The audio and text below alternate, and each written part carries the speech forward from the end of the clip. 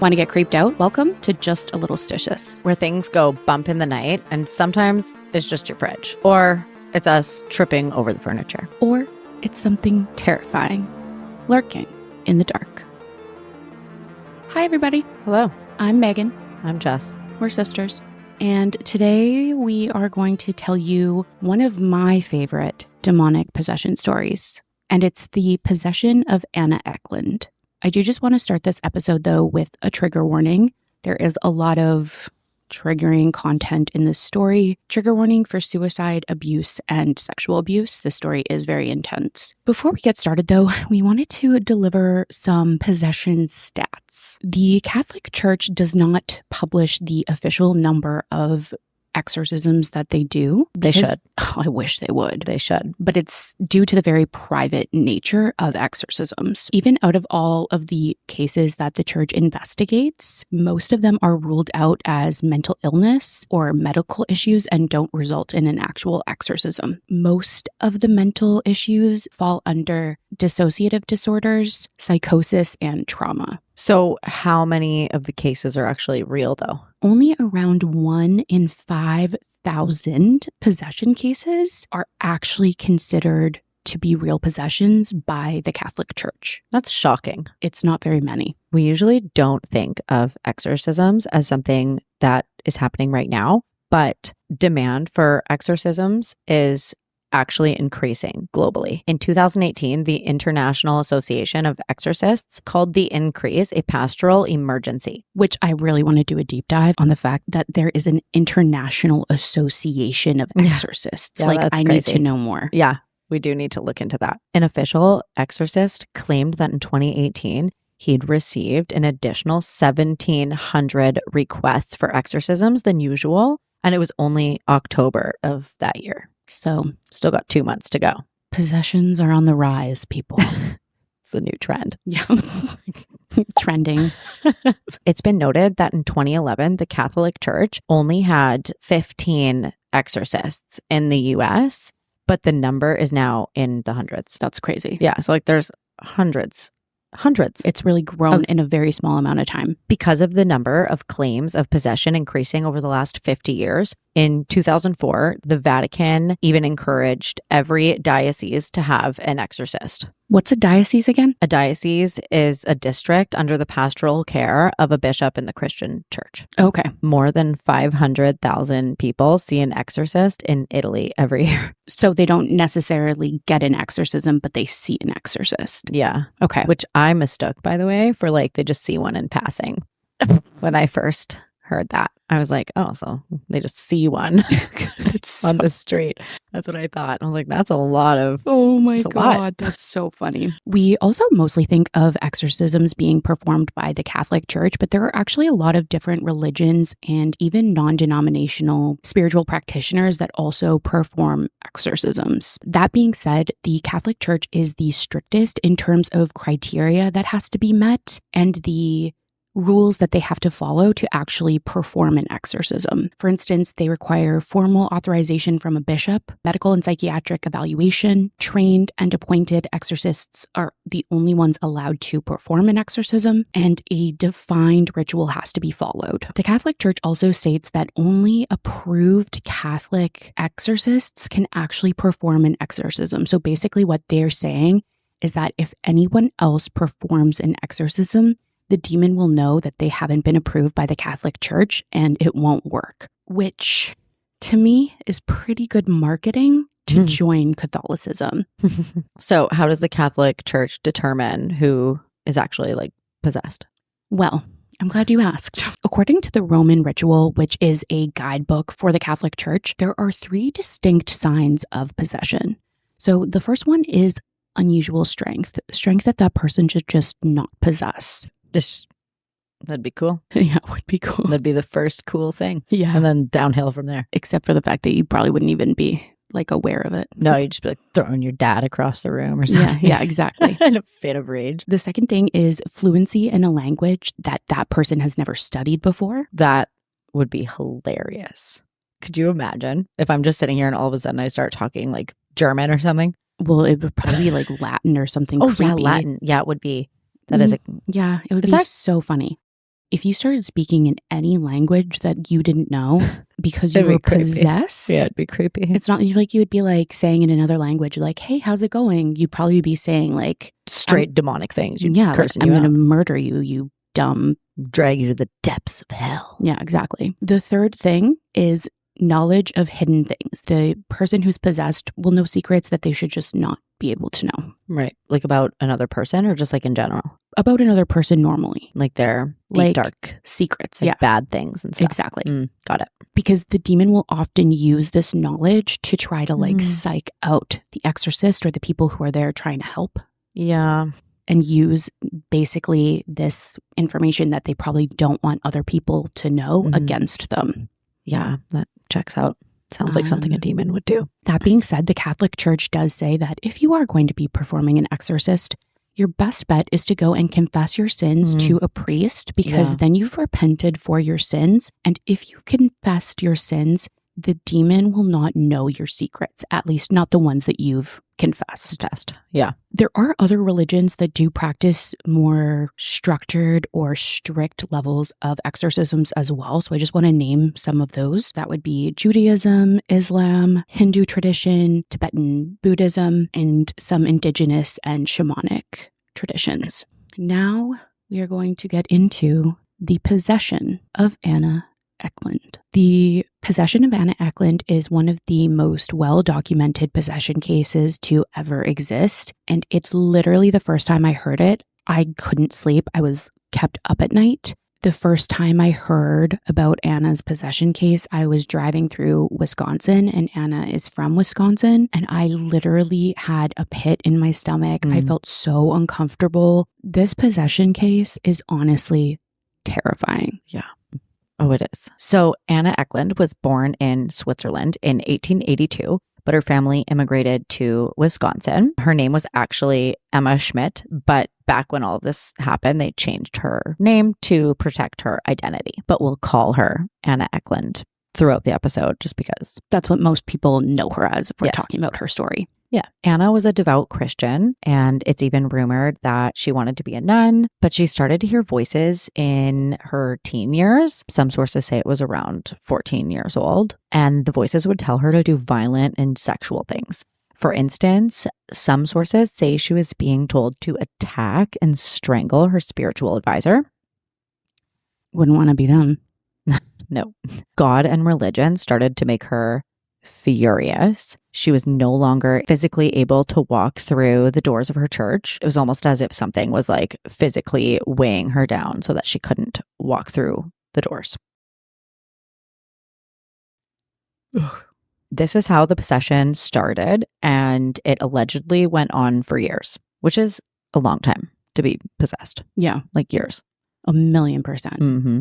She was taken to multiple different doctors, but no one could figure out what was going on with her. It's eventually suggested that she sees if a man named Father Theo can help. He's a monk who's performed many exorcisms previously. Father Theo knows that true possessions are extremely rare, so he'll need to interview Anna excessively to determine whether or not She's really possessed. she needs an exorcism. Right, makes sense. So when he interviews Anna, he asks her to pray with him. So he starts praying in Latin, which Anna never knew. She likely only finished grade school. When Father Theo starts praying in Latin, Anna becomes furious and she starts foaming at the mouth.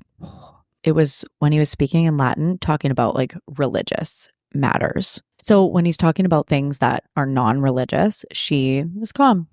That's crazy. And also, the foaming at the mouth just makes me have a pit in my stomach. Oh, it's like Cujo vibes. I've never seen that movie. So he tries a bunch of other languages, including Hebrew and Italian, and Anna has the same reaction when he starts talking about religious matters. What a man of the world, though. He can speak a lot of languages. I know, yeah. Father Theo, good job.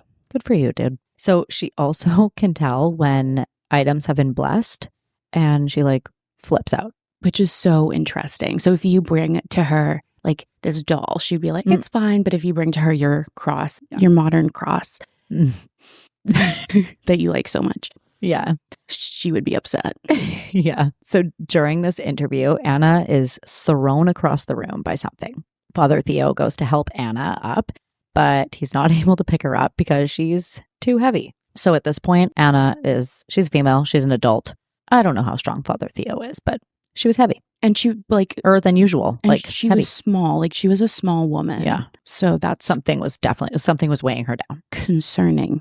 Yep. So another priest, Father Steiger, and some nuns, they come to try and help get Anna up off the floor, and they cannot. That's crazy. Father Theo interviews Anna multiple times and eventually granted permission to do an exorcism for her. Father Theo actually performs 2 exorcisms on Anna. The first one is in 1912 when Anna is approximately 30 years old. It likely takes place in Wisconsin and is brief. You're 30 next year. Yeah, next year. Just saying. Yeah, that's true. I'm a 97, baby. So after the first exorcism, Anna temporarily has some sort of relief, but it doesn't last long. The symptoms return within a year. Father Theo performs another exorcism on Anna in Iowa in order to protect her identity. So the second exorcism takes place in 1928 when Anna is around 46 years old. So this is quite a bit later. All of the information we have on the exorcism comes from eyewitness accounts and the notes from Father Theo. Anna's put inside a room with nothing inside it except for a bed. Father Theo again has the second priest, Father Steiger, with him and some other nuns. As soon as Father Theo starts praying, Anna passes out.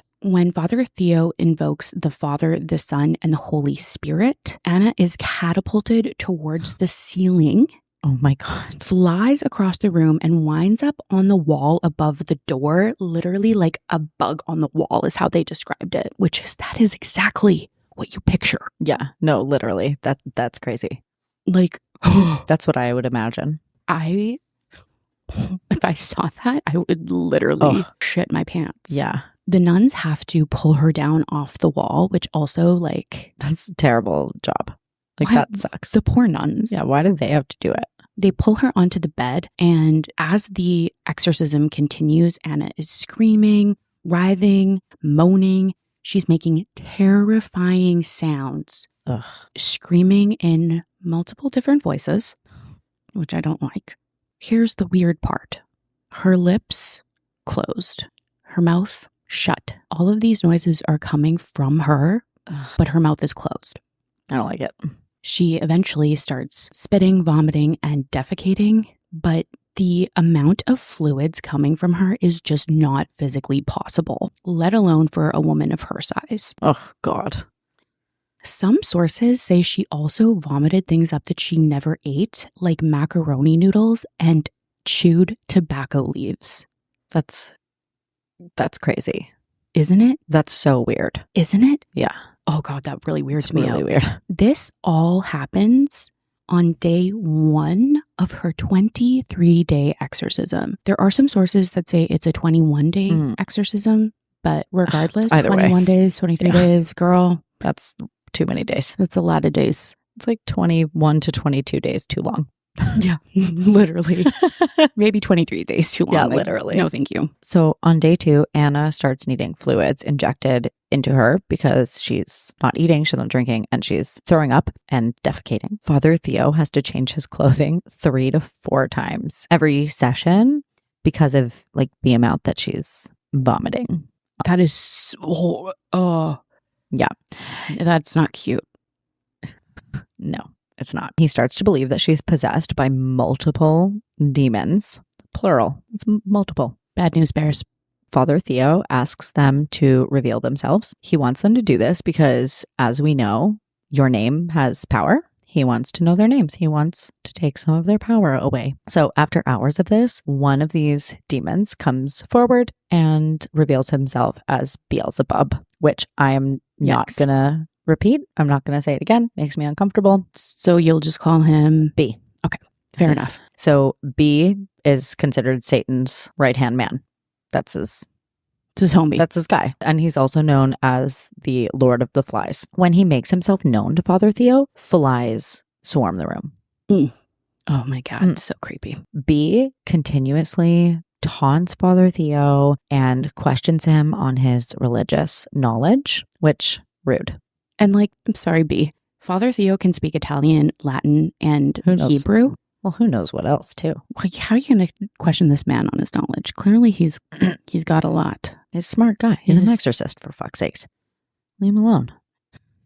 So Father Theo asks B why he's possessed this girl, and B replies that it wasn't his idea. He's possessed her because a curse was placed on Anna by her deceased father, Jacob. Jacob had turned against religion at some point before his passing. He would mock Anna for her religious beliefs. Jacob was also reported to be extremely abusive and an alcoholic by some sources. A curse is one of the things considered by the Catholic Church to be a doorway for possession. Father Theo asks B why Jacob would want to possess Anna, and B says, ask Jacob yourself. Before Father Theo can reply, a second demon comes forward. So Judas, who we'll call J, is the next demon to come forward. Fucking traitor.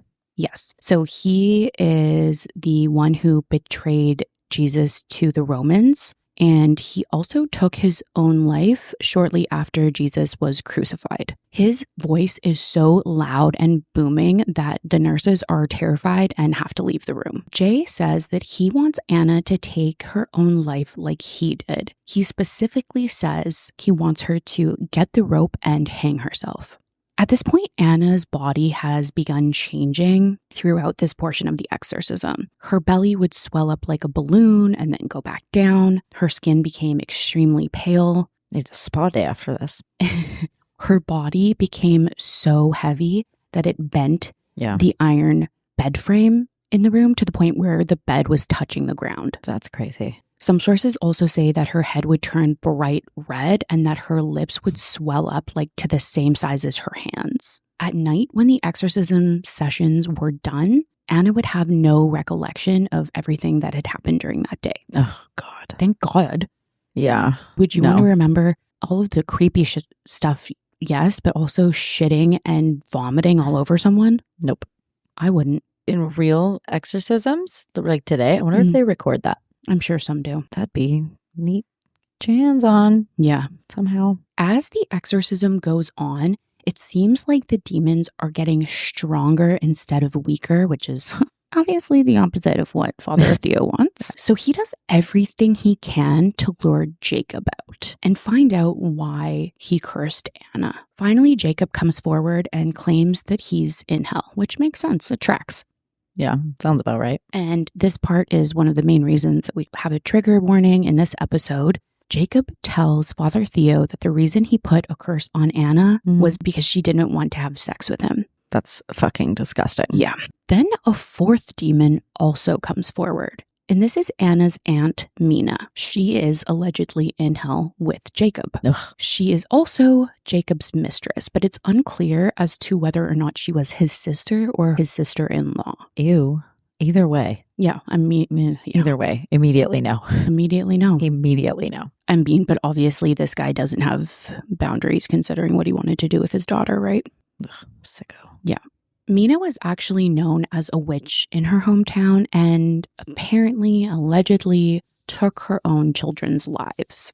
She winds up being one of the most spiteful demons, and Anna is much worse when she's present. She's vomiting more, she's defecating more, just having an overall harder time when Mina is present. That's so interesting. Like, it's like, what's the beef? She's probably jealous that her Jacob wanted his daughter. Oh, such a so messed up. It's very disturbing. Very weird dynamic there.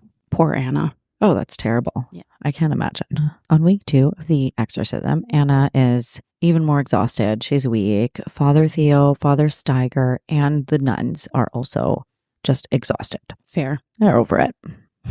Anna is having visions at night of God and the devil fighting each other with armies. Interesting. So B is now spilling everybody's secrets. He is revealing embarrassing secrets about everybody in the room. The demon B, if that wasn't clear. And everything that he says is true. And all of it, Anna would have absolutely no way of knowing. Hidden knowledge. However, B doesn't know any of the sins that have been confessed. So that tracks with what they say in Catholicism. Shortly after, Father Steiger is driving on a long bridge in the middle of the day when a black cloud forms over top of him, and he ends up crashing his car onto the side of the bridge. It ends up hanging off of the bridge, and like he definitely could have been killed. No doubt. The next time Father Steiger goes back to help in the exorcism, B asks him how he liked that little trick that he played on him. Which is crazy and terrifying. We're now nearing the end of the exorcism. During a session, Father Theo sees Satan and the demon B in a corner of the room, engulfed in flames. Satan is also wearing a crown and holding a sword. On December 23rd of 1928, the demons finally give up. Anna rises from the bed, literally levitating off of the bed, and then falls back onto the bed limp. She shrieks all 4 of the demons' names, and then her shriek becomes fainter and fainter until everything goes silent. When that happens, there is also a horrible smell of sulfur in the room. Ugh, that egg smell. So disgusting. It seems like everything is finally done. But a little while later, Anna starts hearing voices again. Oh, fuck. But this time she's seeing visions of God and the saints. Oh, that's a good sign. Yeah, that's a good thing, I think. Yeah. She starts speaking as the voice of Jesus to Father Theo. She tells him to prepare for the Antichrist. And for anyone who doesn't know, the Antichrist is a false messiah said to come before the end of the world to test people's faith. Anna says that the Antichrist will come to power in 1952 when he turns 33, which is the same age Jesus was when he was crucified. Father Theo actually did put together a team and start searching for the Antichrist, and they did find a dictator in Italy that they thought it could be, and also the guy who invented the AK-47. So Anna passed away in 1964 or 1941. We're a little unsure of that. Yeah, the sources are unclear. And unfortunately, we do know that Anna was buried next to her father. Yeah, which really sucks. Not fucking cool. There are some interesting theories about why the first exorcism didn't work. So Anna's father, Jacob, and Aunt Mina were still alive during her first exorcism. And some theories state that the first one didn't work because Jacob and Aunt Mina were continuing to pray to Satan to further Anna's suffering. There's also some sources that say that Mina would curse Anna with cursed herbs in her food, allowing the demons to re-enter her body. Dirty little trick. Father Theo also believed that when the demons returned to possess Anna for a second time, that they brought 7 fellow spirits with them, making the exorcism that much more difficult. There's a movie from 2025 called The Ritual, and it is about Anna's exorcism / possession. I watched it the other day. How was it? It was good. Really? It was pretty good. It's not a scary movie. Interesting. I mean, at least not for me, but like, Gotcha. We really like scary movies. Yeah, we do. For some, it might be. I don't know. Possession movies always really scare me, though, personally. You know what? They don't scare me, which is actually crazy. Which is actually really interesting. Like, those are not the types of, I know it's funny how that makes no sense. You are ass backwards, girl. I know it doesn't make sense. You're afraid of everything. Like, how, okay. I know, but with movies, it's just like different because I'm less scared of things that I know are real than things that are made up and fake.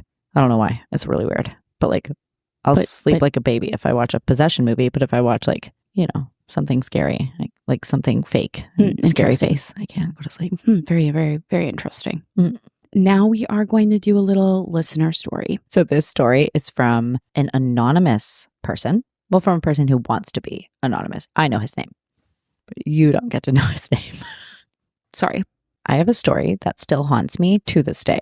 It may not be as exciting as others, but I still feel it 25 years later. I was 5 years old in Portales, New Mexico, visiting my mother. She had to go upstairs to get some work done and left me downstairs with Scooby-Doo on. I always felt like there was something watching me every time I visited, but I just kind of ignored it. Now my mom had a shelf full of old porcelain dolls that always creeped me out, but I was able to ignore them, at least until I felt my skin crawl and my hair stand up. I turned towards the dolls and all I saw was their heads moving to look at me and their eyes blinking rapidly. I screamed and I ran to my mom. She tried to tell me that I was just imagining things, but when I looked back at the dolls, I saw a shadow moving behind them and a small maniacal laugh. I knew what I saw and what I heard. To this day, every time I pass a porcelain doll, I swear I see their head move and stare at me. I believe you. I believe you. And That's creepy. like you said, it may not be as exciting as others, but like this is a very exciting story. Yeah, I thought it was exciting and actually, it's creepy. it's like short but really sweet. Short but sweet. Not sweet necessarily. No, but like it's good, like short and good. Yeah. I mean, I love dolls. I'm really sorry that you had that experience, but Porcelain dolls are kind of creepy. oh, I love I love all of the dolls. Too. That's why I love them though. They're like, they're a little bit creepy. I love them. Yeah, but could you imagine? I feel like you would feel differently if you were like a little kid. And of course. Oh my God, of course. Yes. If I saw it now, I'd be like, oh my God, this is crazy phenomenon. I'm so excited. If I saw that when I was a child. Oh, yeah. Goodbye. I would literally never sleep again. No. See, I don't think I would be cool with that either. Like now, to be honest, I don't think I'd be cool with it. I mean, it would for sure be startling. I'm not going to lie. I don't really know how that's a pretty big paranormal event. Yeah. And like their eyes are creepy. Like, I don't care what you say. Porcelain dolls, their eyes are fucking creepy. And like the eyelashes that some of them have, creepy. And like to see that. Yeah. I don't like it. I don't like it one bit. And I don't blame you for not liking it 25 years later. Me either. I don't blame you either. It's terrible. Traumatic. Totes. Yeah. So that is it for this one, guys. Thanks for hanging out. And, join our Patreon if you want to hang out with us and join our Discord and do lives. And if you have any paranormal stories, folklore, cryptids, anything creepy, anything you want to share with us, email us at justalittlestitiouspod@gmail.com and we will read it and potentially read it at the end of our episode. Yuppers peppers. Thank you for listening to Just a Little Stitious. If you like stories like this, make sure to like, comment, and subscribe. And before you go to bed tonight, make sure to check under your bed, just in case that sound you heard wasn't the fridge.